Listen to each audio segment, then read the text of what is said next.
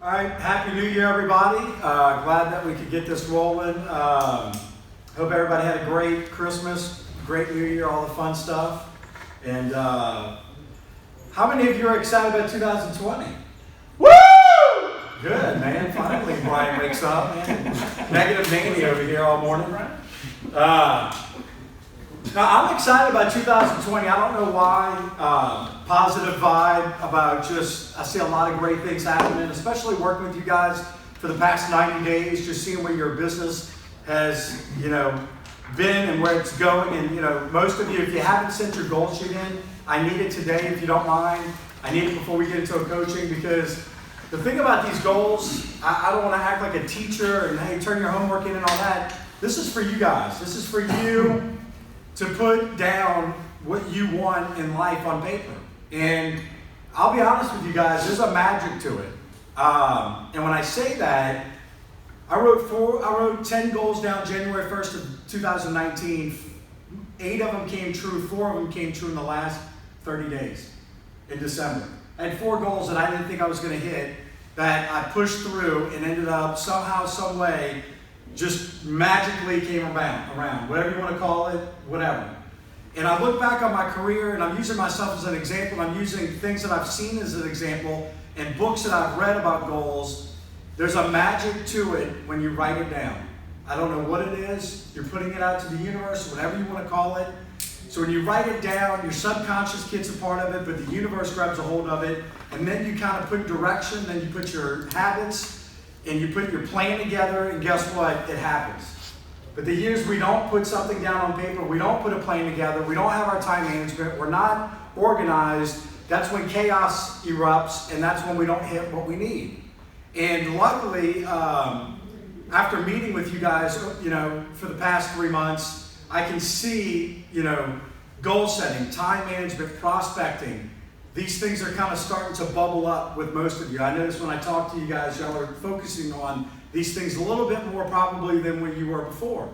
And, it's a great refresher for most of you, because most of you have been in sales, most of your life. And so guess what? These things that I'm talking about are, like I said, it's nothing new. It's just something that I'm going to help you, hold you accountable, and keep it to the forefront.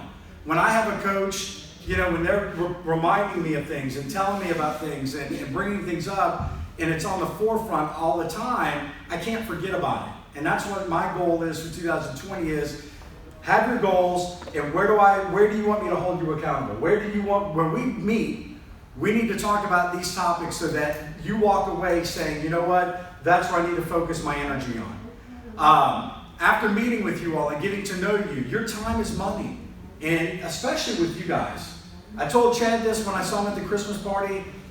I've never seen, I've worked with a lot of sales companies, but I've never seen a sales company where really the sky's the limit on money that you guys can make. Most of you make more money than most CEOs that are sitting in Baton Rouge right now. It's crazy. You guys, it blows my mind the opportunities that you all have by one phone call, one meeting, one referral, that somebody could say, hey, this guy needs your product. And boom, like that, your business can go up. Now, it can go down as well, unfortunately. One bad client, whatever. But that fast, it could pop right back up, where most people can't do that. Most people can't make or can't get a client that can bring in the money like your clients can. So be excited. I'm excited for you guys. I get pumped, man. I think about you guys, about what y'all are doing, what you're trying to accomplish, where you're going as a company. And, I hear a lot of great stuff from John about, the issues that you guys have brought to the forefront with me. And I brought it right back to John and said, look, man, these guys are hungry. These guys are happy. These guys are excited. But there's some things that, I think that can shift. And from what I've seen, that they're doing it. So you guys work for a great company. Hopefully in 2020 or the beginning of it, I did this. What blessings do you have? What blessings that you have that, you have the opportunity to make money, be part of a good company, things are going the right way. Think about it in a positive manner. So Brian, we're going to lead off with a positive attitude today. Just for you today, dude. Just for you. So with that being said, second thing, a little homework thing too. Guys, when we have a meeting set up, a coaching call, You guys have to remember, especially now, the last quarter was a little slower for me. This first quarter, my time is like swamped. So when we have a coaching call and you can't make it, text me, say, hey, and I get it. If y'all are on a call with a client, I think we had that. If you're on a call with a client, no big deal. Just text me, hey, Ryan, I'm on a call with a client. I'll call you in 5 minutes. Just let me deal with this. No issue. But if you got to reschedule, let me know ahead of time if it's a day or that morning. Because, like I said, I've got speaking engagements. I'm going to be traveling a lot. So there's going to be a lot of stuff mixed in with coaching you guys as well, especially these first 2 quarters with me. So please let me know. And then, all right, so let's talk about credibility. Let's talk about a topic that I think really holds key with you guys. You guys have products that people really, your clients look at you all as a consultant, a teacher, as someone that's got that must have the product knowledge. You guys are not working in an industry that I feel that you can wing it when you go meet with your clients. They're going to ask you about the things that are in your oil, what's your oil about, all your different products. And so one of the things that we're going to talk about today is, and I brought it up in the last one, is how do we become an expert in our industry? How do we become the person that maybe if they're not even buying from us yet, maybe we're building that relationship with them. Maybe we've met with them a couple of times and they're still on the fence, and they know that you know what you're talking about, you know your products, they know you work for a great company, but they just want to see if they can test you a little bit. It's kind of like going on a date. You testing that person, asking questions. Hey, does this person really know what they're talking about? This person, are they fly by night? Most of you have all been with the company for quite some time, so most of you are probably already there. But to get those referrals, to get in front of the right clients, to get in front of the right prospects, we've got to learn how to be an expert, and how are we credible when we do that? So back to being very simple, like I said, one of the things I always do, and you'll see in all my trainings, I always look up the definition. When I teach about attitude, I talk about the definition of attitude. If I talk about sales, whatever it may be, leadership, whatever it may be, look, what is the origination of it? It's the quality of being convincing and believable, or the quality of being trusted and believed in. The biggest thing there is trust. The one thing that I get from all of you all is when you're meeting with a client, they want to know if you're trustworthy. They want to know if Smitty's is trustworthy. They want to know, are you going to be able to do what you say you're going to do? Are you going to deliver? Is Smitty's going to deliver? And it goes down from the person that answers the phone, to your customer service rep, to Chad, to John, to you, whoever's involved, everybody's got to be trustworthy in it.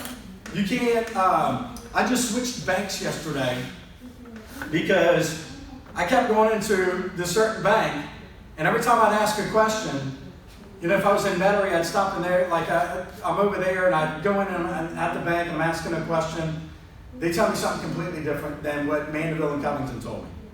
And so finally, yesterday, I got frustrated because the way it was, and I said, you know what, I'm going to another bank. So one of my clients that's based in Louisiana, I went to them and said, look, I'm going to open up several accounts with you, transferred all my money, did all that yesterday.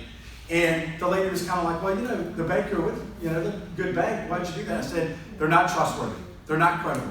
I can't get a right answer from anybody. And they pretty much told me some things that weren't true up front, and it's a pain in the butt to switch banks. But like I said, I finally just had enough of it. That's what happens with clients. If they don't trust you, and after a while they keep getting this, if they don't understand or you don't communicate right with them, they're going to say, you know what, you might have a great product. And they're going to go, you know what, Trey, I just can't do it, man. I just can't move forward. Whatever it may be. But whatever it is, it all falls back on us. And it doesn't matter if Smitty's does it, a CSR does it, a lot of times it falls back on us. So we're the ones that have to hold that credibility at a high, and that trust at a high level to keep your business going. We talk about it all the time when we're doing coaching.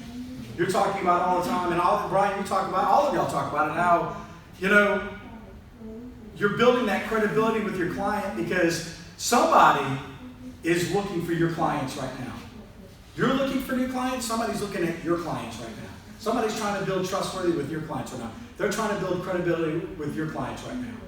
And so we've got to be on the top of our A game with that. And also too, like I said, you got to do it in the prospecting phase as well. As we're prospecting and you're kind of courting that new prospect, and they're kind of, you might take them to the ball game. You might go have lunch with them. You might be in the area and say, hey, I'd love to stop by for a few minutes. I mean, what do? They pepper you with questions, right? They're asking you, hey, tell me about this, tell me about that. And if you can't say, I know that, or you know a good bit of it, they're not going to trust you. And unfortunately, somebody knows if they want to do business with you in the first 20 seconds they meet you as well. So credibility as well. Most of you guys wear, all the stuff that Smitty's gives you and all that. Dude, be presentable. Product knowledge, the way we walk in, the way we talk, the way we communicate with people. That's how we build instant credibility. That's how we build trustworthiness. How about remembering people's names?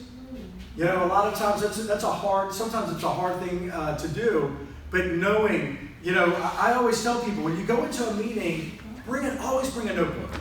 Always bring a notebook and jot down as much as you can about that person.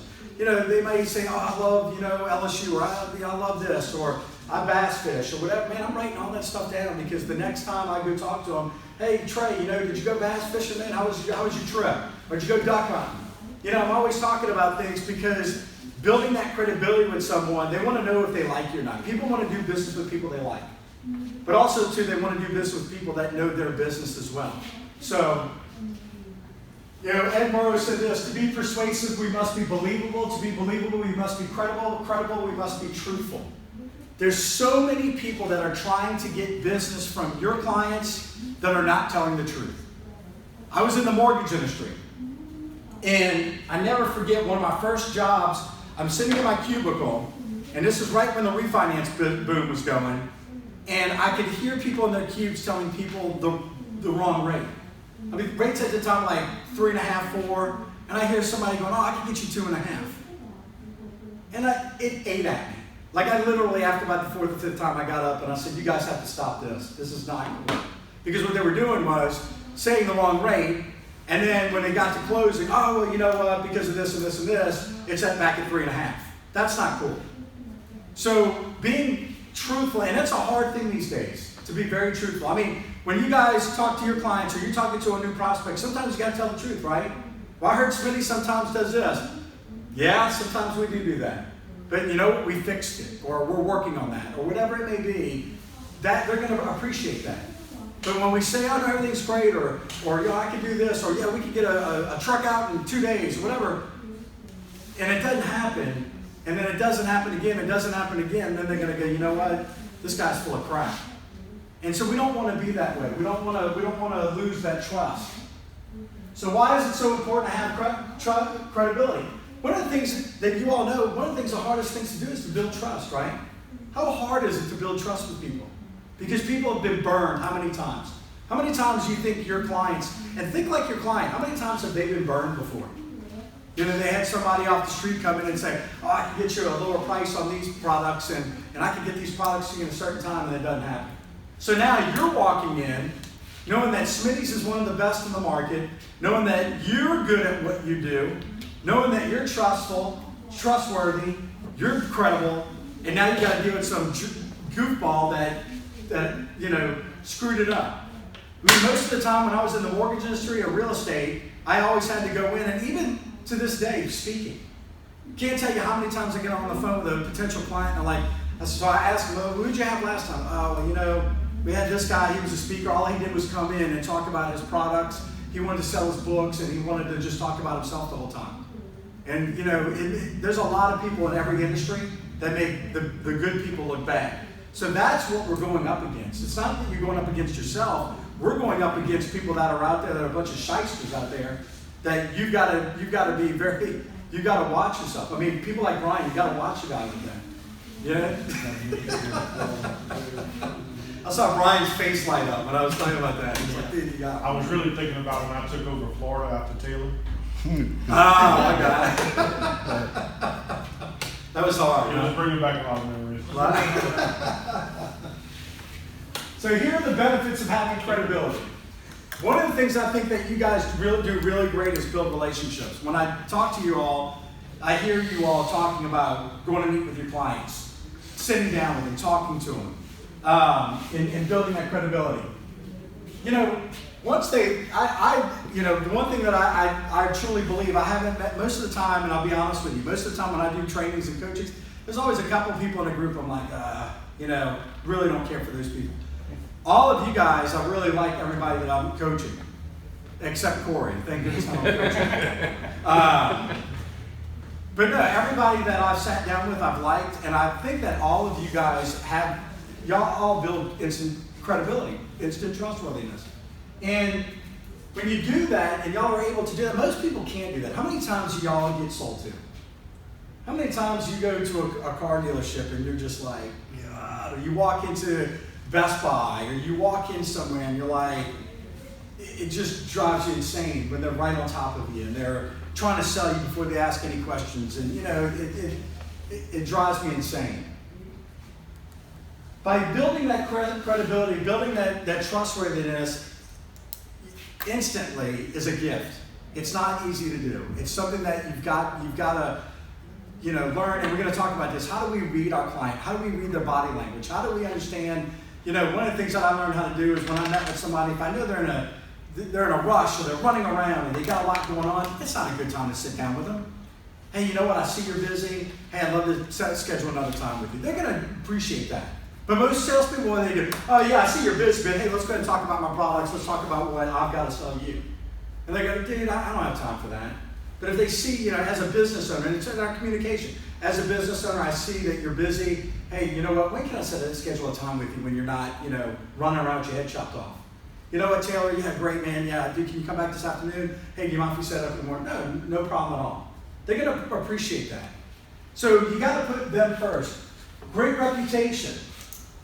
This gives you the opportunity to ask questions when you build trustworthiness. I laugh when I see so many people get into a sales position and all we hear is that ABC, always be closing. That's bull crap. We're not always closing. No, you're building a case with someone and you're building that relationship, you're building that trust. We're in a different mindset of sales these days. This is not the 70s or the 1980s or the 90s. This is the 20s now, the roaring 20s again, on how do we build a relationship. Because we talked about, I don't know if it was Taylor and I, but I was talking to somebody that they don't buy anything on Amazon if they don't read the reviews. Weren't you and I were talking about that? And that's what we're doing these days. One of the things I put on my website is I make sure I've got testimonials and videos and things of that nature, because nobody's going to believe what I have to say about myself, but they will believe what other people have to say. And so if you can get, and we'll talk about third-party, we're talking about testimonials and third-party testimonials as well. And then the number one goal that we all have is increased production. Think about this. Most of you in your goals, hopefully you wrote this down in 2020, that you want to go to your book of business this year and sell more products to your book of business. All of you probably have at least 10 to 20 clients right now that you really could sit down with and say, look, you've been buying this product from me for the past year, 2 years, 3 years. Hey, I see that you've got these products in there. Brian, you're good at this. You said because you were en route, you go through and you see what's on the shelves. You know what? 2020, let's make it a year that we work on this product, that you sell this product. You've built that trust with them. You've built that trust with them. You've built that communication with them to go in and say, hey, you know what? You trust me, right? Yeah, I trust you. And have a good conversation with them. Why is it that we're not getting this business from you? What is the reason? And they'll give you, they'll tell you that they've got to do whatever. We've talked about this. They've got to, buy this certain product from this distributor so they can get that product, whatever the case may be. But if you don't have the conversations with them, then that'll never come up.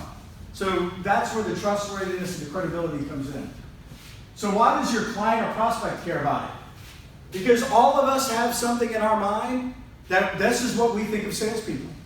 We think of salespeople, that guy's trying to sell me something. Taylor's coming in, man, dude's trying to sell me something. Brian, here comes Brian again. Brian's trying to sell me something, man. Dude's selling me something. How do we switch how do we switch that? How do we get them to think, hey, you know what? Trey's coming, man. Trey's coming by. Dude, I gotta ask him some questions, man. Dude, the guy knows a lot about his product, knows a lot about the industry, knows a lot about what's going on in the market. Man, when he comes in, I'm looking forward to speaking with him because I know that I need to ask him some questions. You know, or hey, what's the difference between the guys that I'm working with right now? What is the difference between, you know, pricing and product and what's in the product to, you know, what you guys have? That's the way we have to get people to think about us. So your prospect must be convinced of two very important things. Your proposed solution will meet their needs and provide tangible benefits that warrant a purchase, and you and your company can and will provide the support the customer requires to implement the purchase. How hard is it? So here's the other thing y'all fight as well, and any salespeople fight. Status quo. I've been using Corey for years, man. Corey, dude, I've been using Corey for 10 years. I don't want to make a change. Man, if I make a change, then I've got 30 other locations that I got to make the change with. Or, you know, this product, I've been using it for years. There's not a better product out there. Well, really, our product is better, but, you know, but that's the way that person's thinking. How do we get them to change that? How do we get them to not think about, you know, how do we get them to go, gosh, you know, it's 2020. You know, Brian's right, man. I should be opening, I should be thinking about this way in a different manner. So really, our job is to get them to change their way of thinking. Our job is to get them to think about, gosh, you know, it's not all about price all the time. It's about, I know that when I make a phone call, last night, here's the crazy part too, this is hilarious. 10:30 last night, I called the wrong 1-800 number for my new bank to get my debit card activated, and a lady answered. 10:30 last night. And I'm like, did I get the right number? She goes, yeah, this is such and such bank. Yeah, this is a customer service. Like on the 5th ring. I couldn't believe it. My other bank, dude, no way. There was no way. It's these little things like that, I'm telling you, people go, oh my God. So we're going to talk about presentation skills next, but when we're in our presentation or when we're meeting or Trey, you're asking questions and you're like, hey, who are you using now? Hey, what do you like about the client? You know, what do you like about your current distributor? You know what, they always answer the phone. Or they may say, you know what really ticks me off? I try to call them and I can never get anybody on the phone. Right there, ding, ding, ding. When I go to close this guy or this gal, I'm going to bring that up. Hey, you know what? I've got a CSR that's going to answer the phone. We've got people that answer the phone. Hey, look, here's my cell phone. You can call me at any given time. See, little things like that, those are the red flags that's going to make them go, okay, well, gosh, you know what? All right, Taylor said he's going to answer his phone. Give me his cell phone number. Little things like that is what separates us from our competition. The tiniest things separate us. So we've got to think about how do we share that with them? How do we, without overselling, without overpromising? One of the things is underpromise and, yeah. You know, one of the things I always do with my clients, oh yeah, I'll see if I can, you know, when I was in the mortgage business, I can see if I can get that loan done by the end of the month. I knew I could do it. But I would tell them, it might be 2-3 weeks, let me see what I can do for you. And then when I did it in a week and a half or before the 2 weeks was up, man, I looked like Superman. Then they're like, holy crap, this guy, now they're telling everybody and their grandma about me. So think about where you can do that as well. Think about, hey, you know, under promise and over deliver. Where can we do that? Where can we present that in our presentation? But the one thing we have to do is turn that, and I probably talked about this, turn that WII-FM radio station on. What's in it for me? 99% of salespeople are worried about their quota. They're worried about paying bills. They're worried about their boss. They're worried about keeping their job. So when you have all of that stuff on your head, how can you really go in and they can worry about their client? How can they really go in and say, man, I've really got Corey's needs in front of mine. I've got 3 kids at home, and I've got, you know, a mortgage to take care of and all this stuff. That's what salespeople think about. That's what we think about all the time. How do we take care of our family? How are we doing this? But if we could flip our mindset to say, I'm going to go in and take care of this client. I don't care what it is. I'm going to put them first. You know, it's all about the client. I'm serving them. You know, I'm going to know, you know, I'm going to learn everything I can so when I sit down with a client, I can build that instant credibility, build that trust with them.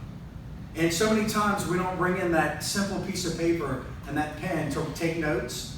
You know, it's almost kind of like this. How many of you have all ever been to a nice restaurant? And it happened to me not too long ago, and I told my wife, I said, it's going to happen. It always does.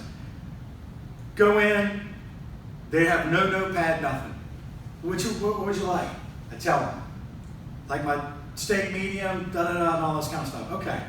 Comes back, do things like a piece of roast beef, and I'm like, I told her medium. Or my wife's comes back. When they don't write it down, I'll wait at tables. Nobody's got that great of a memory to I don't care what it is. But the thing of it is that if we make a notebook, we take our notes. Most of you guys have notebooks, and y'all take great notes. I know you do it. I know you do it. Do you use a notebook quite a bit? Yeah, I mean, most of you, I know Trey does it. If y'all take notes and take good notes, but look for the little bitty things that they're not telling you. Look for the little bitty things and write your little notes down to the side. You know, maybe it's their kids. Maybe like I think I told y'all this last time. You know, my territory was Irving and Fort Worth when I sold long distance when I first got out of college. Dude, it was Texas Tech and Texas and University of Texas. And I used to have to go in there and like talk about how good their football teams were. And I had to watch ESPN to make sure I was keeping up with their football teams because I was like, you know, I could go in there and BS with them about football. Man, how many people, if somebody walked in my office and talked about LSU, dude, I light up. You know, oh, this guy's pretty cool, I like him. You know, that's how I built instant credibility with Brian. Brian was a tough ass when I first met him. Dude, I softened him up. Dude, he talked about LSU football. Dude, he was butter. Butter. But I can see that. But that's what, and I make light of it, but I had to do that with all of you guys.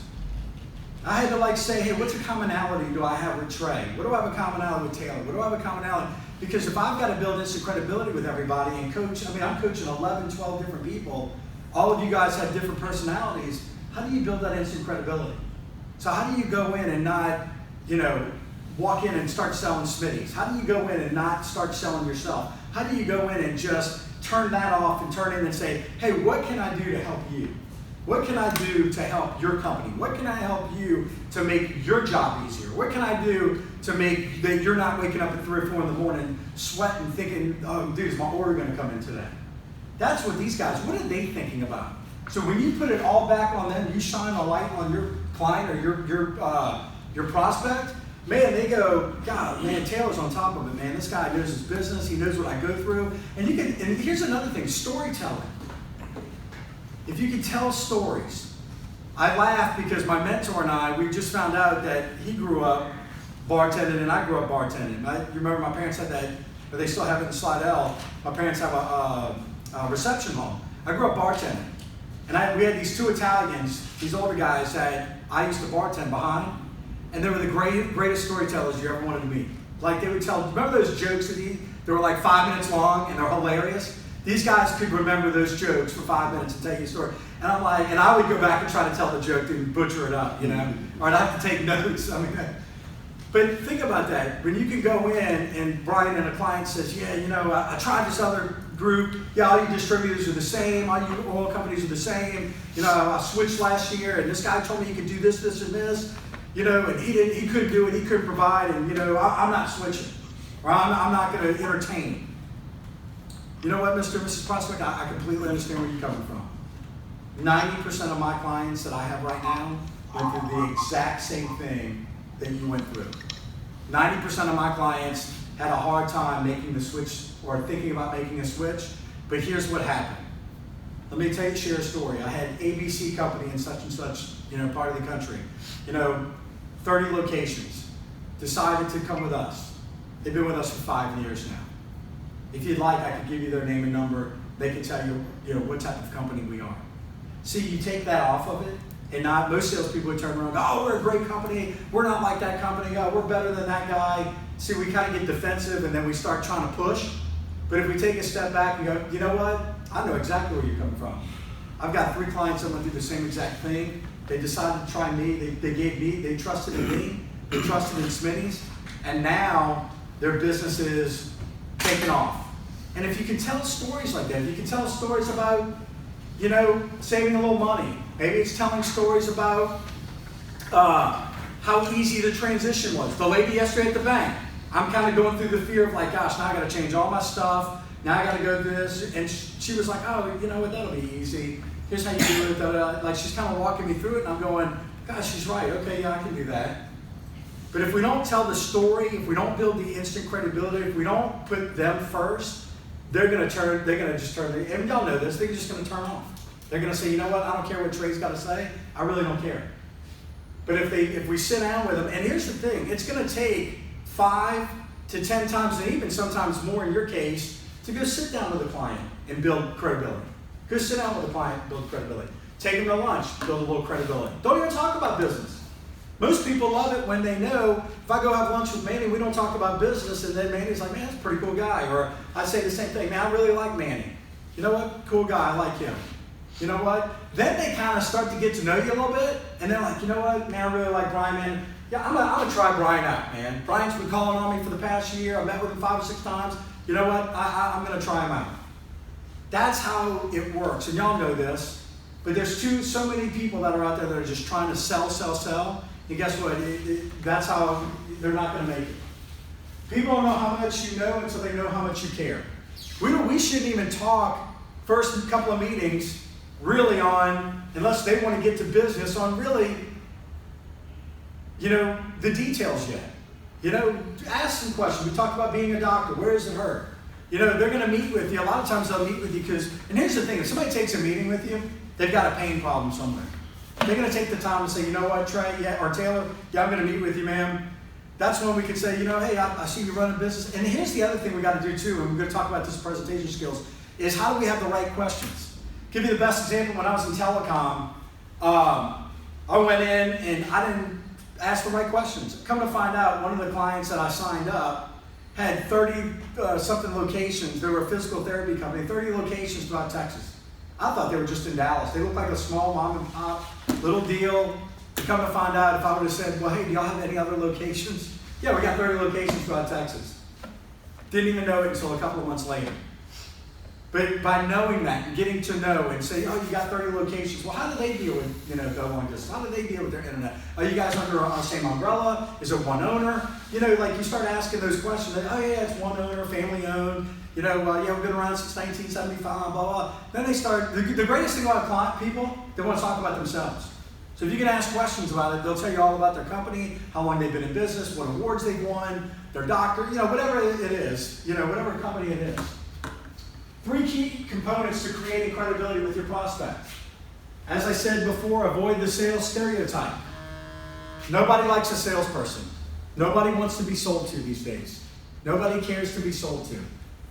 They want you to come in and worry about them. A lot of people come in and boast about their company. Oh, we're the best company in the country, man. We won these awards, we did this, we did that, and all this kind of stuff. Nobody gives a crap about that. And then use third-party proofs to jumpstart your credibility. One of the things that I did when I was with Brian Tracy is one testimonial page. I learned this 15 years ago. One testimonial from your client is worth 1 hour of presentation. And so when I was with Brian Tracy, and then when I was in the mortgage business, in the real estate business, I would get written testimonials from all my clients. And I'd have it, and when I got in the speaking business, I got written testimonials from all my clients, making sure that it was on their letterhead. And so when people would ask, hey, who have you spoken to before? Hey, who have you sold to before? Oh, I'm glad you asked. I've worked with this group, this company, this company, this company, that company. Now what I do, I've jumped to the age, 3 years ago, I started getting video testimonials. So when I did my first presentation with you guys, I had John go down in y'all's meeting, or in the room downstairs with all the cans and all that, and had John, with Smitty's behind it, give me a testimonial. How awesome is that for me to turn around and now go use that? So I'll give you the best example. There were over 7 companies last year that I could not get I tried getting speaking with them. I tried sending the information. I kept in touch with them and all that. Finally, I said, you know what? I'm sending them video testimonials. 7 companies that sent video testimonials and said, I do sales training, I do speaking, whatever company it was, and I put 3 video testimonials. So real estate, there's a large real estate group out of Baton Rouge. I had 3 real estate companies I did a motivational talk for or sales training for. Sent that to them, all 3 of them emailed me, all 7 called me back and said, yeah, we'd like to hire you. Because you know what it was? That 30-second video from them looking at another company saying, hey, Ryan Lowe came in and did this, we really enjoyed it, and all of our people loved it. As soon as somebody hears that other people like it, nobody wants to take a risk. It's like the reviews on Amazon. You know, is that book good? How many times do we talk about restaurants? You know, we ask somebody, hey, did you go to that restaurant? Yeah, it sucked. Dude, we don't go. Because I'm like, all right, yeah, Brian said it wasn't that good. I don't like it. People these days don't want to take risks. They want to know how good you are. So if you can get any type of testimonial from your client, you know, any testimonial that you can get and say, you know, I've been working with Trey for 5 years now. Dude, it always delivers, always comes through, always works with. Dude, Smitty's just been great. If you can get those types of things on written testimonial, and when you go meet with a client and say, Mr. and Mrs. Prospect, I know exactly where you're coming from. Hey, look, I've got 20 clients right here. They didn't want to make a switch. They didn't want to leave their current provider. They didn't want to leave their current distributor. But you know what? After they worked with me for quite some time, they trusted me. Guess what? It took me some time to build their trust. Now they're one of my #1 clients. But tell me more about your clients. And then what you do is mirror what they have. If they've got 5 locations, find your clients that have 5 locations. You know what? I've got a client in such and such in Texas. He's got 5 locations. You know what? This is what we do for them. This is why they like us and all that. I'm telling you guys, you mirror, you put it in the same situation. Same thing with me. Anytime somebody can put me in a situation and tell me a story that they've done success with, then I'm like, okay, well then, all right, you've done that for other companies. Now I trust you. But we've got to build that trust. 2 types of credibility in sales. Everyone knows it will take time for a new salesperson to develop new personal credibility. I don't know. Let me ask you guys this. Do you think LinkedIn would work for you all? Do you think your clients are on LinkedIn? Yeah, a lot more. All are they? Yes. Certain types of clients. I mean, the ones Yeah. that actually are technologically, Yeah. interested in getting their company out there, they are. Some How- of them are. How many of you have an updated LinkedIn account? Okay. Okay, and the only reason why I say that is that's the first thing people go look for now. You know, if I'm going to go look one of you guys up and say, I need to hire him or I need to trust him, guess what? I'm going to look to see if this guy's legit. That testimonials deal is a good deal for LinkedIn. Sure If you could get your, because I had one guy, one of my customers put a nice thing about me at the bottom, and everybody sees Didn't know that. you will, huh? No. This must be How much did you pay him? He took it back after a while. He poured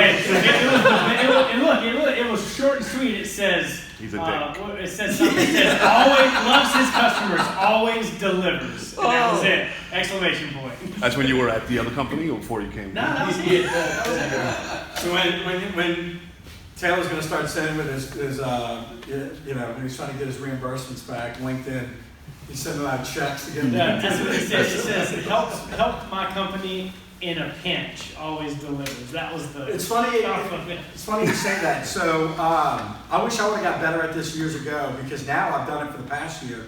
If you go on my LinkedIn, most of my clients are on LinkedIn, so I will ask them for a review. And for the past year, I've gotten reviews where I wish I would have did it before. And I can still go back and do it because you can get reviews from any of your clients. But LinkedIn is one of the first things that, and I hate to say it, but social media, people will look at y'all's Facebook page. I mean, I hate to say it, some people will go, man, if this guy, I had to look up John, man, see if this guy was legit, dude. And I will say this on LinkedIn though, we got to be careful because if you get your customers to do reviews about you, that's good. But your competitors are also looking at your LinkedIn. yeah, but I would look at it like your competitors they already know who you're working with. They know who you're going after. But if I'm new or I don't know you from Adam, and I see your LinkedIn and I see that you've got a solid LinkedIn page, I'm going to go, all right, this guy's legit. Now, are they going to read everything? No. Are they going to look at everything? No. But they want to know, and then they're going to, I hate to say it, people look at Facebook pages now. They're going to look to see if this guy's crazy. What are you doing on the weekend? They want to know what type of person you are because especially if they're giving you their business. So anything of that nature, but if you can get testimonials, testimonial pages, You know, you can even, some of your clients that even use email with. You could send them and say, hey, look what a nice testimonial my client gave me. You know, hey, look, I'd love to set up an appointment with you. You know, like I said, I did that. I put 3 videos in those emails last year and said, hey, here's what my clients are saying about me. Would love to, you know, do a training for you, love to do a speaking engagement for you. And man, I mean, I literally within a day, I was getting emails back going, yeah, we'd love to talk to you. Because they watch those videos. It doesn't matter how great of an email you send or how, they want to know what other people think of you. So, but yeah, that's great that y'all are keeping up your LinkedIn. That's how you build personal credibility, kind of on the social media front.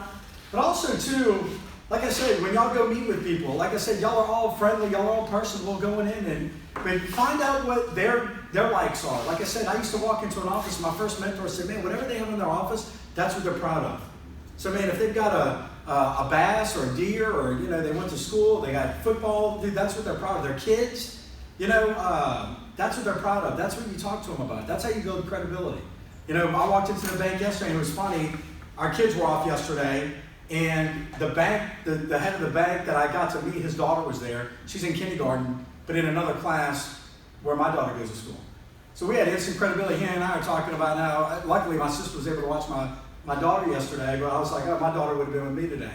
Just like that, we built instant credibility. Because now I know his daughter goes to my daughter's school. And that, you know, I'm like, okay, because I'll be honest with you, yesterday switching money and switching banks, I was kind of, you know, like in that fear mode going, am I making the right decision? Should I trust them? Come to find out my daughter's school, and I've got 4 other friends that bank with these people. So I'm like, all right, I'm good. Corporate credibility. This is something that I think you guys do a phenomenal job. I think Smitty's does a phenomenal job. Whether superior customer service, on time delivery, but corporate image, or some other characteristic, drawing from sources of corporate credibility will help. As you are building their personal credibility, you can draw from your company's credibility. You know, especially new salespeople, you guys don't have to do this, but you know, anytime a new salesperson gets in, they can tell stories, or you guys still can do this. What are success stories of Smitty's? What are success stories that you can share with a prospect or a new client that can help build that credibility that, you know, I know exactly how you feel, Mr. and Mrs. Prospect, I know how you feel, but let me share this with you. You know, Smitty's as a company, we just closed this big deal. Like y'all got some big deals going right now that you can probably use as an instant credibility grabber. So think about that. But the thing of it is, I would also say is when y'all get in a sales meeting, talk about those types of things. Talk about, and I know John does this, what are the successes of Smitty's? What's the vision of Smitty's? Where are we going as a company? That's another thing. Share your vision with your prospect or your potential client. Where's Smitty's going? You know, because they might think, oh man, and not that this is happening or anything, but dude, people, oh well, Smitty's could be bought out, or no, Smitty's is not going to be bought out. You know, like people have weird thoughts that you could say, you know, we're you know, under awesome management, we've been around for this many years, we're growing, we picked up these new clients, all that kind of stuff. That's when you get into that part of that sales process of, hey, here's how Smitty's is how you can sell off of them. Now, do y'all do this? Yeah. Do you have a story that you use? Well, I use the family, you know, the family company that we've grown into one of the largest blender manufacturers, and then when it comes to the credibility part, you know, the customer's always wanting, you know, a good price and a quality product, so I go to vertical integration. You know, the fact that we started at X and we are now completely vertically integrated, and you can go through and tell them the capital investments that we've done, whether it's making your own pallets or making your own bottles. In the time that they've done, in the time that they've done it. Yeah. So innovation. It's amazing. You know, look what we've done in this time period, and get it. And when you do this, get excited, get passionate. Like, man, I work for a company that's growing, man. This thing, it's exciting. Every time we go into a meeting, we got something new that, you know, that our leadership's telling us about it, and you know, and that getting on board with us, man. I'm telling you, it's going to be a great decision. It's just, but you got to know this stuff though. And the other thing people always ask is knowledge power. I say no. I say applied knowledge. How do you use that knowledge to your ability to make sales, to get new clients, to get people to meet with you? How do you use that information to use it for your success? So how do top producers build credibility? One of the things that I learned from Brian Tracy years ago, and this was right in the 90s and 2000 and all that, when I was starting out in sales, is, of course, like I said, we think ourselves as salespeople. Get that out of our head. How can we be a consultant? How can I go in to a company and ask them, where's your pain points? Who are you using? Why are you using them? Is there a really good reason? They might even have a good reason. Why would they use it? We've been with them for 20 years. I don't even know. We just use them. Well, what if I could show you something better? You see, you're using that information that they're giving you to just keep asking questions, to like draw them along. Then you can ask for the business. As I said before, so many sales people will go in and try to keep closing, but they didn't build a story. They didn't build a foundation to go in and then say, look, we've gone over, you said, and let me get this right, Mr. and Mrs. Prospect, you said that your current provider, your current distributor right now, they don't answer the phone, you can't ever get the salesperson, you maybe see them once every 3 months, their products are not that great, pricing is okay, blah, blah, blah. Is that correct? So what you're doing is you're going down all the different problems that they're telling you. But hey, what if I could show you a better way? Or what if I could, provide you a better service, provide you where I've got my own CSR, you're gonna be able to talk to me. Whatever it may be, you're using all of that knowledge that you have to push forward. But that's how that's how we build that instant credibility. Because the first thing, like I said, they're thinking in their mind, Brian's in here trying to sell me something. Man, what are you selling today, Brian? What are you selling me today? That's what business owners, I don't have time today, what are you trying to sell me? And think about this, as business owners, we got to keep this in mind. Besides you, they've got 50 other people a day calling on them about other reasons, about all kinds of different things. Business owners, you get called every day. Who's doing your marketing? Who's doing your phone? Who's doing this? Who's doing that? So really, how do we separate ourselves from those types of salespeople that are coming in? But the number one thing is a problem solver. As I said, take that radio station, WIIFM, off and shine a light on your customer, your prospect, and say, look, I'm going to help you whatever issue you have, what can I do? And use that as your benefit to close them and to help them. But you're an advisor, you're a helper, you're a counselor, you're a friend, you're a problem solver. Problem solver is the biggest thing I think out of all this. Can we be a consultant? So here are the 4 key values of how we can be successful in credibility. The first one's integrity. The second one is accountability.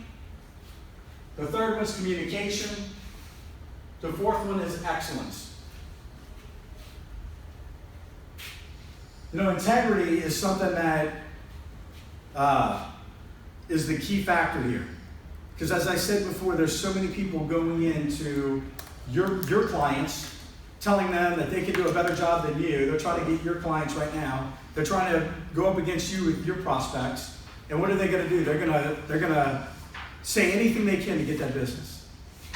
And it's not the right way to sell. Everybody have that? All right. So integrity. Being honest, forthright, and transparent in all your dealings with clients. Even if it's the most difficult path, people appreciate and respond to honesty and openness. Acting with integrity builds trust and progresses relationships from being transactional to that of business partner or trusted advisor. Yeah, we don't want to just be transactional. We don't want to just get orders from our clients. We want to be able for them to know that they can talk to us. But also too, and I get this from all of you all, that you all are y'all go down that hard path a lot of times, if a client's got an issue. Because a lot of times when I'm on the phone or like when I'm meeting with you or y'all have to be like, hey, I'm on the phone with the client, I'm letting them know what's going on. How many clients have stayed with y'all because you're upfront and you're trustworthy? Huh? A good bit. Now, is it always easy, Trey, to talk to them and something they're mad at the world? It might not even really something you did. Their wife got them mad before they left. They're going to take it out on you now. But you know what? At the end of the day, they're going to respect you for it. And that's what it comes down to is, do they respect you? Do they know that you're there for them? Do they know that you're an advisor, you're going to help them? You know what you're talking about, you have integrity, you're being trustworthy, because as soon as you lose that trust with them, it's out the door. It doesn't matter if you have the best price in the world. As soon as you lose that trust, they're going to go, you know what? Gosh, Trey, man, you told me you could do this for me, you didn't come through. So under promise and over deliver, as we talked about. How many of you think that's one of the most important ones? Yeah. I mean, how many times does that come through for you though? That's never failed. Well, you have to. I mean, to me, you have to, or it breaks every other credibility that you can build. If you But how many people do we know in your business and other businesses that break this rule? You know, there's people in every selling industry out there that, man, like I said, in the mortgage industry, they break this rule all day. Oh, I get you this money, I can do this for one you. time. All it Exactly. takes is one time Yeah, is completely gone for them. yeah. Yeah, but credibility Yeah, is you the just entire decide company. one It's not signature. one person. Credibility is the whole company. Yeah. We could have all the Well, credibility and that's integrity in the where world. that's where I feel like One fall, and that hurts all of us. with our personally. customers, whenever if we stay true to this, like we have to make the hard phone calls, but Yeah. you almost become part of their team. Yeah, well, that's what you need. And to I be have part of. customers call me and they feel sorry for me when I'm going through the rough patches that we have here operationally, and they almost say, hey, is there anything I could do? I mean, you know, Put something I've on it. had customers call me and say, look, man, when you're tired of this shit, let me know. But it helps, you know. Yeah. It shows them that you care about them and they care about you. But you're pointing right on what I'm talking about. You've built that relationship. You've built the relationship to the point that, you know, hey, you know, John, you're not going to be happy with what I have to say this morning, but hey, I'm going to come out and say it, rip the Band-Aid off. Look, man, your pallet's going to be, or your truck's going to be a week late. Yeah. All right, dude, all right, I'm going to take it. All right, let me, there's a way of doing it. But this is in a process, though, of having the integrity up front, too, by even saying that. Even if it's a prospect saying, hey, you know what, we're not going to be 100% all the time, but I promise you I'm going to take care of it. But, you know, or just being up front, you know, because if somebody says, oh, I'll have all your deliveries on time every time, you know that business owner's going, this guy's full of crap, man. I've been in this business for 20 years. Nobody's ever done that. But if they ask you and say, hey, will my deliveries be on time every time? You know, I'd love to say yes, but you know what? We are a business. We are a large business. Hey, you know, sometimes, you know, we do have an issue, but hey, I'm on top of it. Whatever it may be, that's where the integrity comes in. But the integrity comes in, too, is having the hard phone calls. And the other integrity is that, being on the team, like you said, being that team member, but also working as a company, having the integrity. But I don't think you guys have an issue with that. So integrity without knowledge is weak and useless, and knowledge without integrity is dangerous and dreadful. You know, I think one of the things is just having that knowledge. So here's accountability. How many, we talked about this earlier, you know, how many people act like they pretend? It drives me insane. Every salesperson should at least take 15, 20 minutes a day, and we're going to talk about this, and I talked about this last time, on product knowledge. What is your product? How does your products different? What does your products do differently in the market? How are you priced? What, you know, how, all these different things, shipping, pricing, manufacturing, how does it package? How is it packaged different than your competitors? All of these different things, because that's the great thing is when you can have a conversation with your client and they're like, well, you know, they package this way. I really like how they package. Well, if you don't know how they package and how you package, or whatever it may be, that could lose credibility, or it could lose that instant connection, I guess you could say. You know, it's knowing things that what I mean is taking the time to learn as much as you can. You know, you guys know how to sell, but how can we take it to another level? This is how people take it to another level. And it goes back to like, I always go back to real estate a little bit. You know, you get in a car with a real estate agent, you're just moving, let's say you're moving to Covington. You get in a car and you're asking that real estate agent, hey, tell me about the crime, tell me where the hospital is, tell me about the schools in the area, hey, tell me about the traffic and all that, and they can't tell you anything. You're going to go, hey, you know what, drop me off, I'm going to go find somebody else. And that's what it comes down to, is they're testing you. All of your clients will be testing you. Do you know your products? Do you know these different things? So, but here's the thing, here's how you take your business to another level, taking the time to learn every day.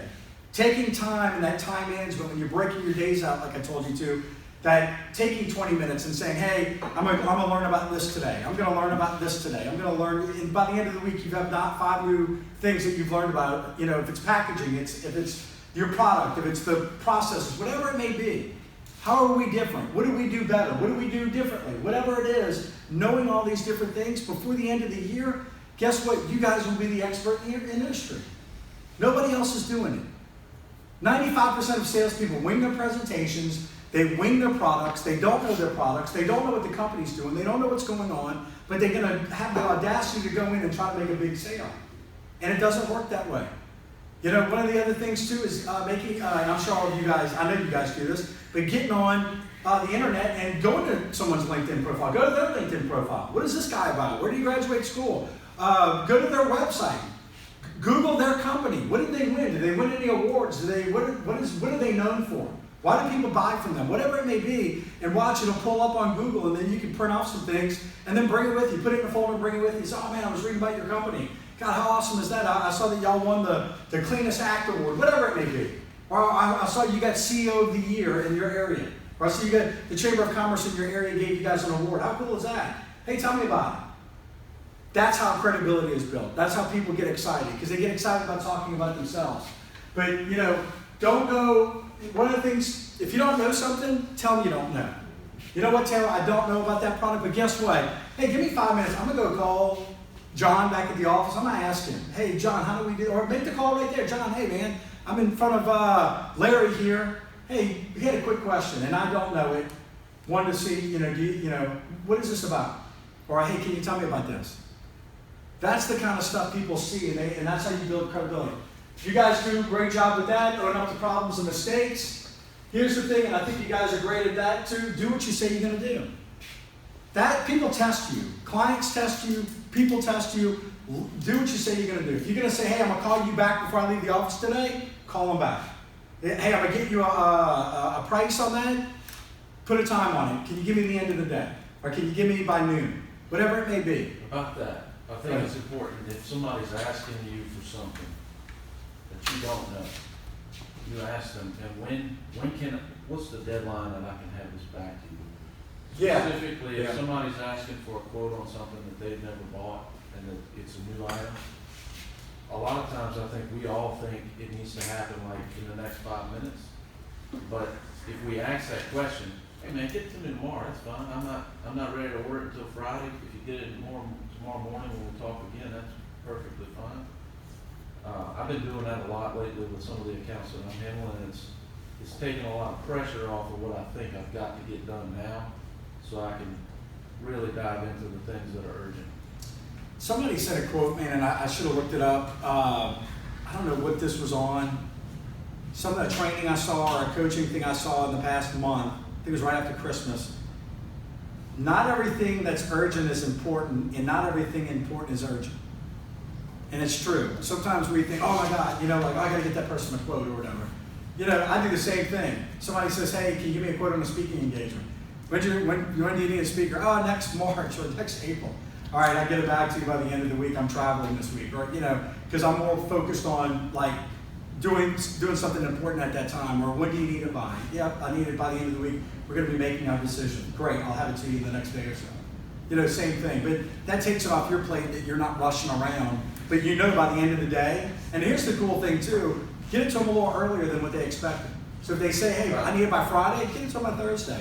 You know? Well, the other thing it does is that, at least for me, and I've done this with a few of y'all I know, I might be in a situation right this moment where I can't give you full attention on what you're asking. So, okay, when do we need to get this done? Because if I answer this right now, you probably, I might be able to give you a better answer with more information, or a better decision to be made tomorrow if we put this off. That makes a good point too. So, you know, anytime that I had that, if I was in sales and somebody needed a quote or they needed a proposal, hey, give it to me by Friday, I'd go to my manager, hey, when can I set a time with you? You know, what's your schedule look like today? You know, John might say, dude, I'm open at 2. Great, let's take 20, 30 minutes, or whatever. But you're right, you can put more time and then you can discuss it. Right. You know, and then, have you met with this client before? Are they just shopping? What are they doing? Let's go through this to see, you know, why are they asking for this proposal? Is it a current client? Is it a past client? Is it a client we lost? Whatever it may be, because then you can strategize with John and say, all right, how can we, instead of just giving them a price, how can we really get them as a client? What can we do? You know, do you need to go meet with them? Whatever it may be. But if you got, two heads are always better than one. And then, like you said, I think some of you talked about this, but shooting out prices all day doesn't get you anywhere. People are just going to look at it and go, oh, he's a penny higher, so let me go talk to that person. But if you can use that as a time to get on the phone or a video chat or a chat with them and say, hey, you know what, we might be a penny higher, but let me tell you why we're a penny higher. Yeah. You know what, let me tell you why, you know, you want to work with me. Or let me tell you why Smitty's is a penny higher that you want to work with. Like, that's when you have the time to build your credibility with them. You know, and then you can be honest. One of the closings I used to use all the time is Mr. and Mrs. Prospect. I might not be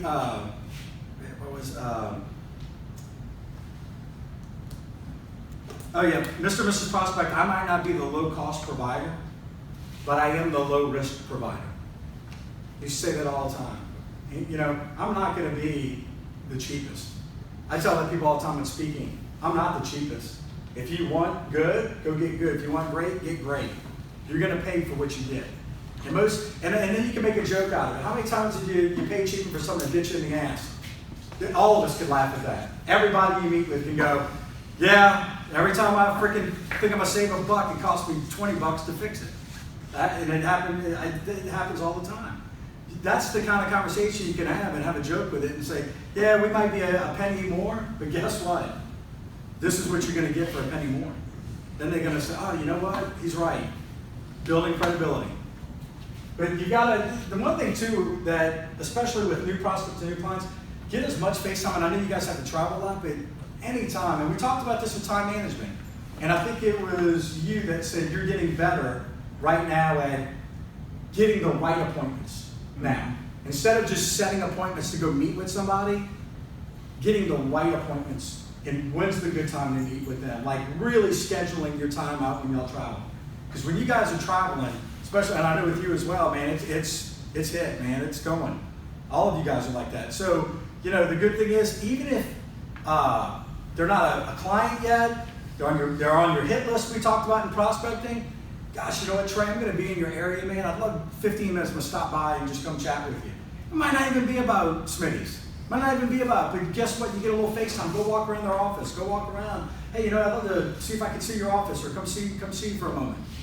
The more FaceTime you get, the more people are going to say, you know what? I trust you. I trust him. I like him. I like John. I like Corey. You know what? That's how you. It's just a touch. But it's FaceTime. So communication's the second one. You know, as we talked about, and I'm going to talk about this in presentation skills, have your questions ready. You guys, like I said, if you're in a courtroom and you've got an attorney and they're asking questions, they're not winging it. They're not going in there going, hey, who's your provider? You know, they're not asking, you're not going into an office going, hey, who's your provider? Oh, are you happy with them? Yeah, I'm happy. You're asking these questions that they're just going to go, yeah, I'm happy. Would you like to change? No, I don't want to change. But if you go in and ask the right questions, hey, you're a business owner.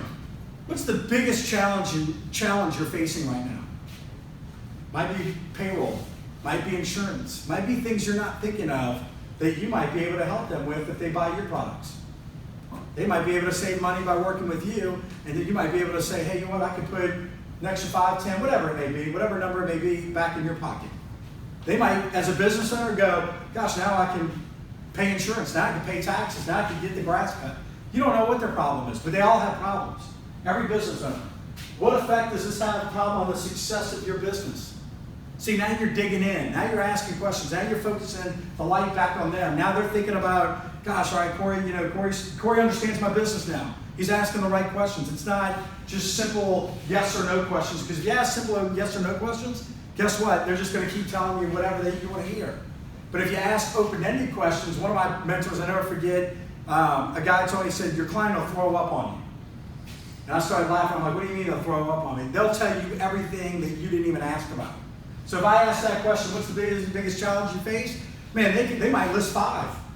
Gosh, I've been in business for 20 years. My dad owned the business. I really don't know what the hell I'm doing. I took it over a year ago. I don't know how to market it, blah, blah, blah. You might be able to come in. I mean, you just did this, right?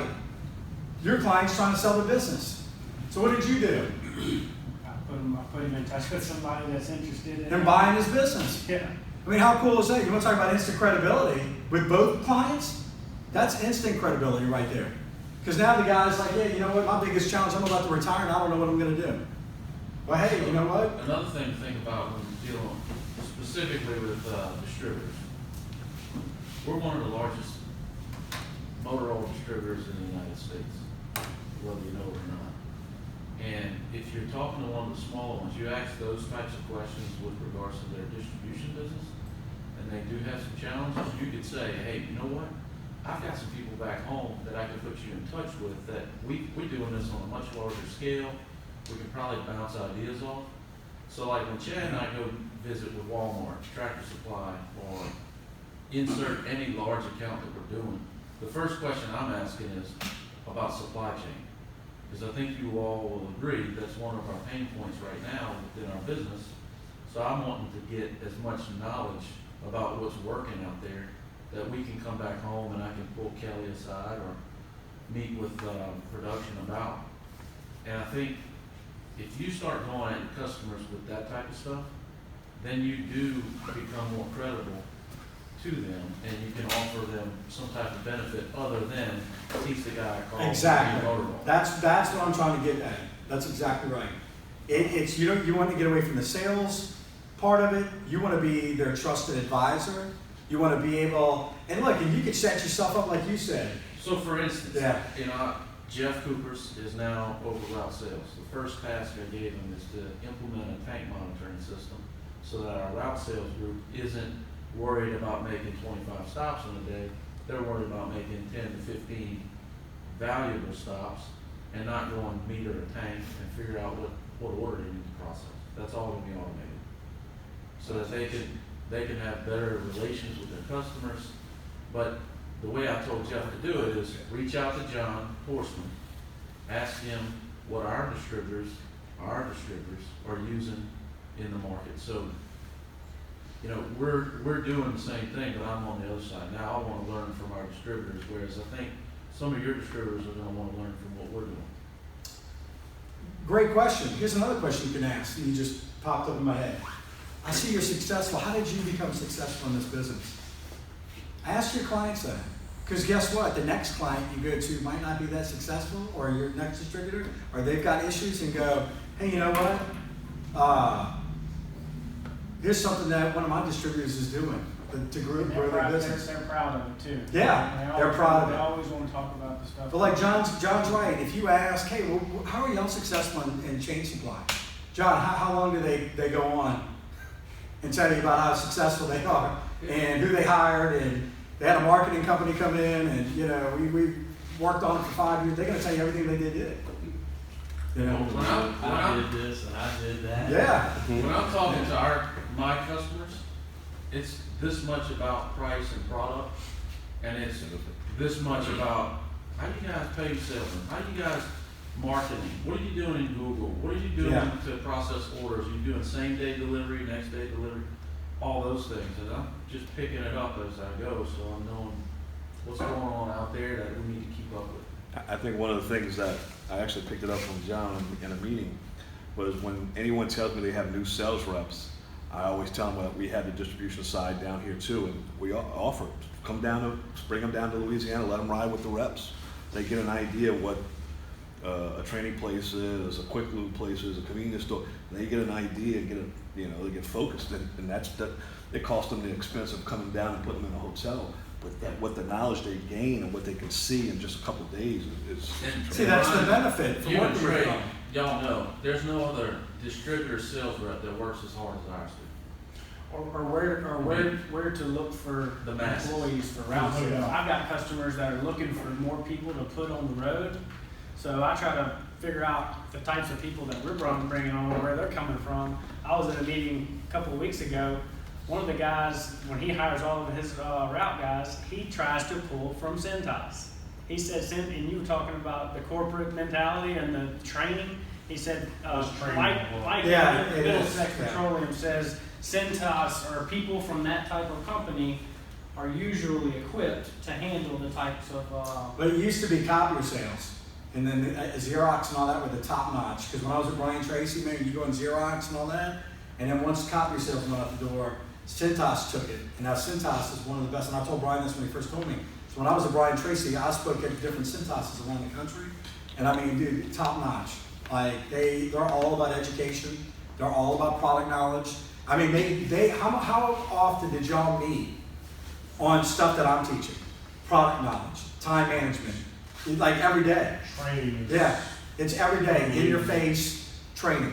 For a guy who starts on a route to have his own route, he cannot be on his own until he's been through an 83-day business days of step-by-step training. Yeah. Everything from how to hold a close to product codes. It's just, Yeah. and it's written out day to day, exactly. This time to this time, you're supposed to be doing this. I mean, it is. And that's Cintas. And that's, but that's why John and them brought me in, and that's what I wanted to bring to y'all. Is I really want 2020 to just have a mind shift, a paradigm shift of how do I build my business smarter and not harder? How do I build my business with the clients that I have? How do I build my territory? How do I make my day more productive? How do I get in front of the right clients? How, when I do, like John said, I don't talk about sales. Maybe it's the first 5 meetings, whatever, 3 meetings. We don't talk about sales, but we talk about their business, their struggles, what are they doing, and what are the benefits by them working with me.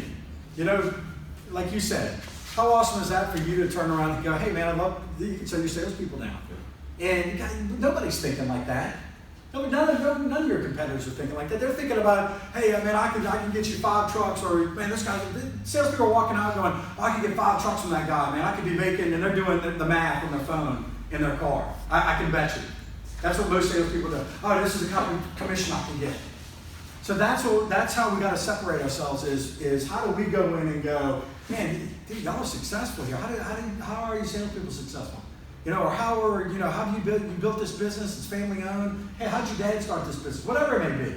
You start doing that, like you said, man, they'll tell you everything. They'll throw up on you. So use effective vocabulary when you're talking to them. Would you be comfortable letting me know if you don't think we're a good fit? Not every client's going to be a prospect's a good fit.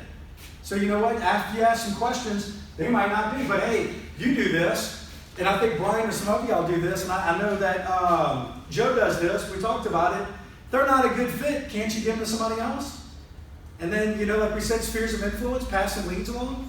How great is that, man? When you tell a prospect that you're all, you know, I understand you're trying to decide whether you want to do business with us, but it's likewise. We're feeling you out to see if we want to go down. That's exactly right. Yeah. That prospect looks at you and is like, oh, really?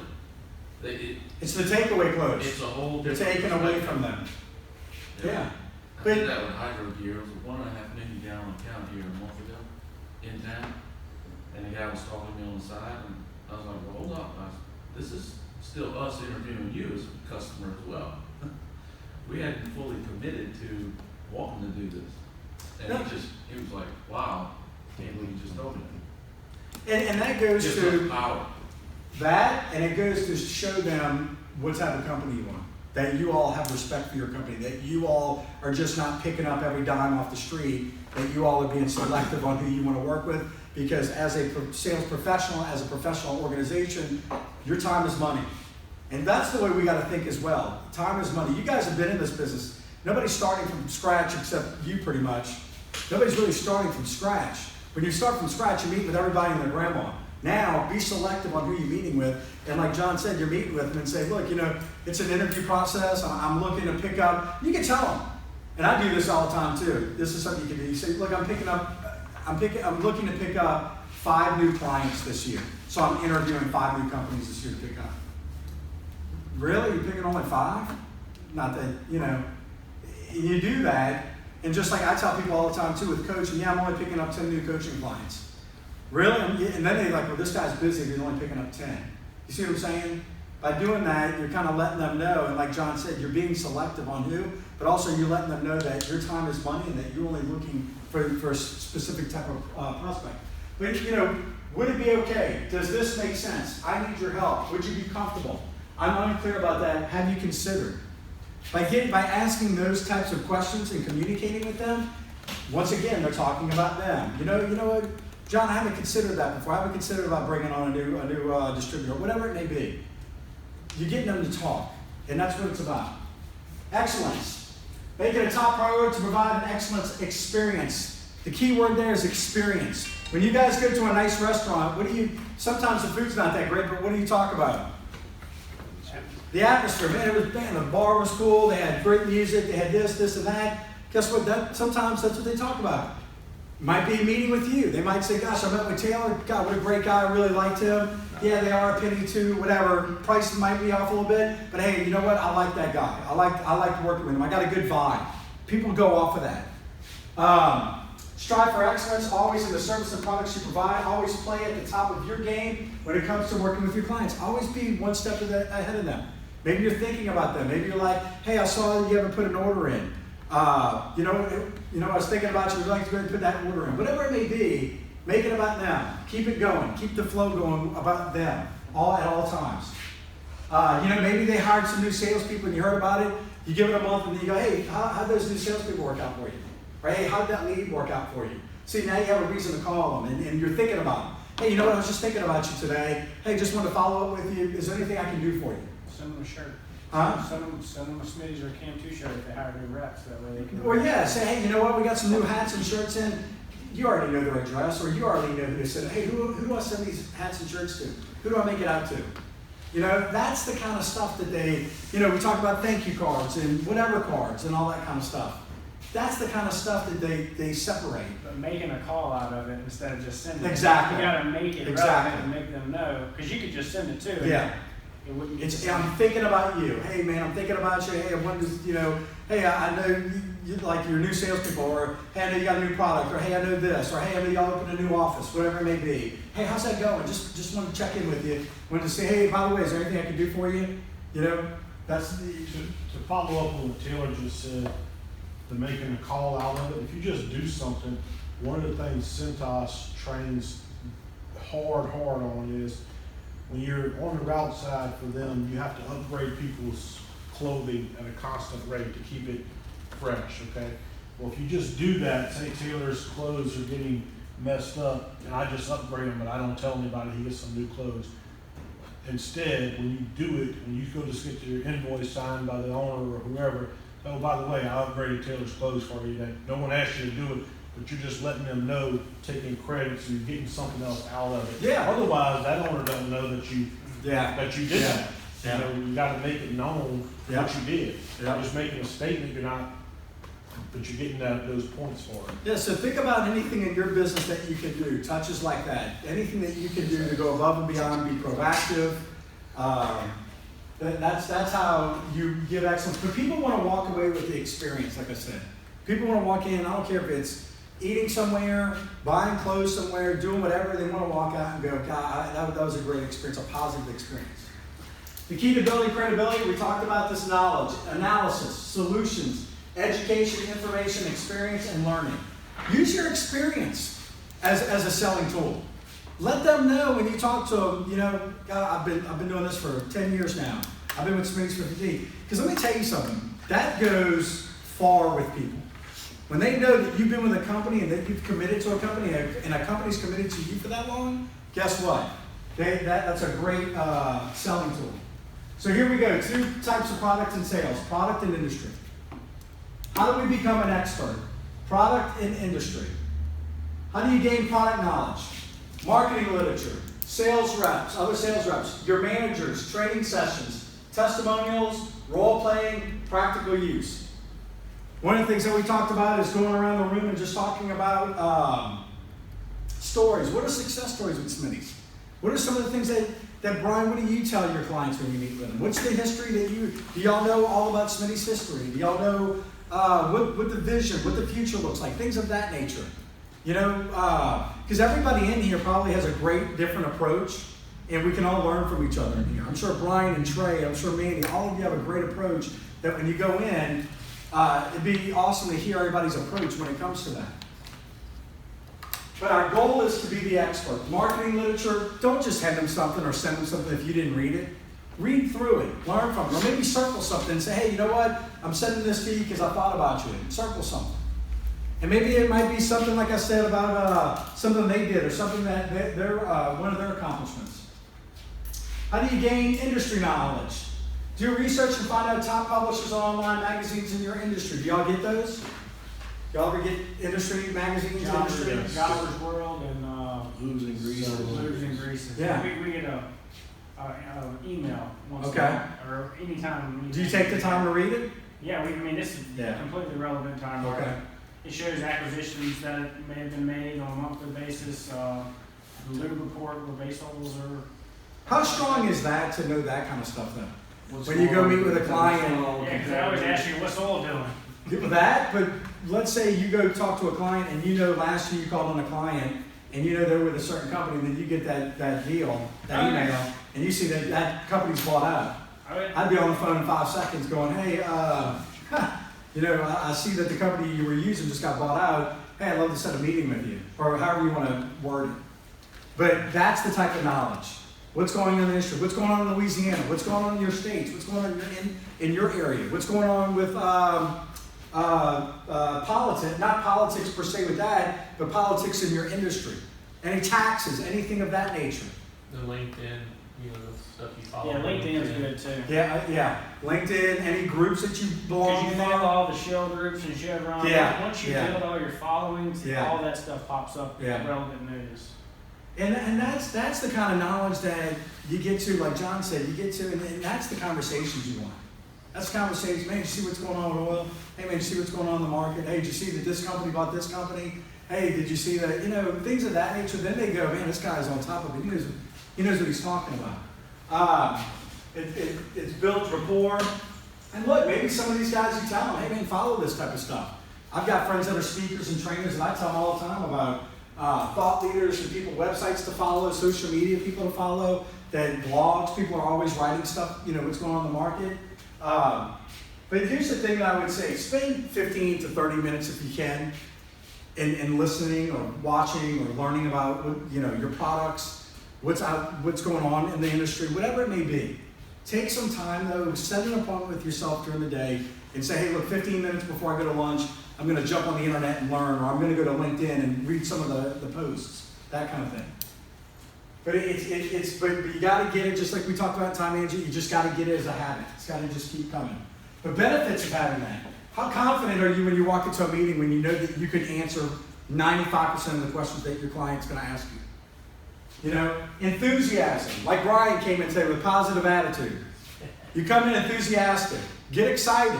If you're excited about your product and your service and who you work for and where Smitty's is going, guess what? They're going to get excited. They're going to know what's Brian drinking? What's going on? But if you're excited and passionate about your company and what you can do for someone, they'll get excited. Communication. We've got to be key about communication, asking the right questions. How do we ask them? Body language. How do we handle objections? And then, the last one is we can ask for the business. We've built that rapport. We've built that credibility. We've built the trust. Once that's built, then it's easy to go back.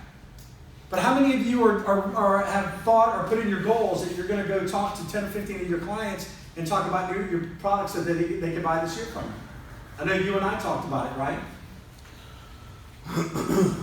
So here we're going to finish with this. 7 steps to assist you in establishing credibility with trust with your product, prospect, or client. Be friendly and professional. You want to talk about attitude? I've seen salespeople walk in with a negative attitude. They're aggravated, and they try to go sell something. Nobody's going to want to work with somebody that's negative, mad, negative about life, whatever it may be. Don't bring it in there with you. Be observant and try to make sincere compliment about them or their company. Like I said, do your homework up front when you meet with them. Say, gosh, I saw last year that y'all won an award, or I see that y'all are the best sales group, or whatever it may be. Whatever it is, use that as a compliment. Third, this is hard for salespeople to do. Listen actively to the words they say and the tone of their voice. How are they saying something? A lot of people say things without even saying it that we need to pick up on. Provide feedback and let them know that you were listening. I heard you say earlier, Taylor, that you want to grow your business by 20%. Here's what I can, let's talk about that for a moment. Or earlier in our conversation, John, you told me that, you're looking to bring on 5 new salespeople. Let's talk about that. See, as they know that you're paying attention, you're actively listening, and then you're going back and going over with them, they know that you're trustworthy, you're building credibility, but also too, that you're a professional. That's the thing, is separating ourselves from salespeople to sales professionals. There's a difference. Number 5, speak their language. You know, what's their body language? What's their vocabulary? You know, we don't go in South Louisiana and try to use big words, you know, or Mississippi or whatever, and try to look like we're smart. You know, how do you go in and how can you relate? You know, be empathetic. We talked about, you know, you see them running around the office, or you see them that they're having a busy day. You know, hey, you know what, John, I see you're busy today. Look, man, would you like to reschedule, or you know, do you need some time? I see you got some things going on. You know what? Yeah, Ryan, give me, you know, half an hour. I got to take care of this. Great, okay. But you got to be empathetic to what they're going through. And then also too, don't bring up politics. Don't bring up things that can start religion, whatever. I mean, these are things we know. You'd be amazed on how many people will voice their opinion on something, and then all of a sudden you can turn somebody off. I've seen it happen. But here's the number one thing: show a sincere interest in them. Like we said, the more we know that we learn about their business, what they're doing, print off their website, print off notes, print off anything about their company, make a folder, bring it with you. You know, talk about it in your meeting with them, whatever it may be. They got to know that you did your homework. And they know that you came prepared. They know that you're professional, that you're there to help them, but also that you're friendly, honest, trustworthy, and you build credibility. Golden rule: treat others the way you wish to be treated. Simple as that. Treat others as you know, polite, nice. Go in there, kind of laid back a little bit. If they're laid back, you're laid back. If you go in there, they're kind of, you know, jumpy a little bit, you're kind of jumpy a little bit. Whatever it may be, but you got to be a chameleon. But the number one thing is, how do we treat them with respect? Any questions? Anything that was brought up that you think that you might want to add to this, that you feel that, you know, has helped you, or anything that I brought up that, you know, that you think that would really help you? All right. Well, thank you for your time. Really do appreciate it, and email me if you need anything. Thank you, guys. Appreciate it.